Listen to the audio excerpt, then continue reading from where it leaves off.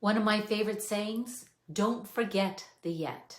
So if you ever had one of those days where you think, maybe this just isn't going to happen. Maybe it's your career, your health, a dream or goal you've been working towards for years. Or maybe it's something as simple as learning a new skill that just isn't coming as easily as you had hoped.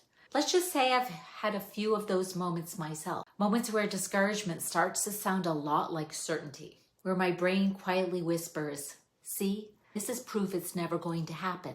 Now, the funny thing is, our brains are really good at taking today's circumstances and projecting them into the future, as if today gets the final vote, but it doesn't. So when I notice myself going down that road, there's one tiny word I try to remember, and that is the word yet. It's such a small word, but I can find it can change everything. So instead of saying, I'm never gonna figure this out, I say, I haven't figured it out yet. I'm not where I want to be yet.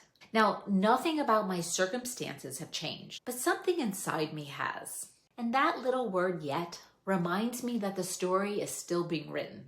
Now, as an occupational therapist, I also think about what this does to our nervous system. When we tell ourselves, this is never going to work, our nervous system hears finality. It feels like a closed door. And that is what can leave us feeling defeated, overwhelmed, or stuck, or all of the above. But when we add the word yet, the door opens just a crack. Our brain begins to recognize that there are still possibilities. There is still room to learn. There is still another step to take before we give up. And that often changes how we can feel in our body. We can take a deeper breath. Our shoulders soften and we stand up a little bit taller. We become just a little bit more willing to keep going. And if you're a highly sensitive person, this matters even more.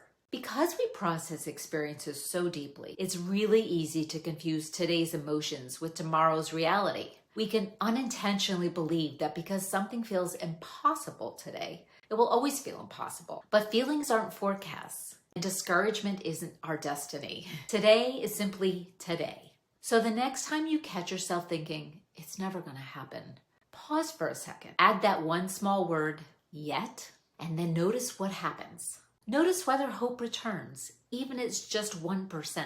Sometimes that's all we need. It's not the guarantee that everything will work out, because that's not a thing, but just enough hope to take the next step. One small word, 3 little letters. And sometimes that can change everything. So don't forget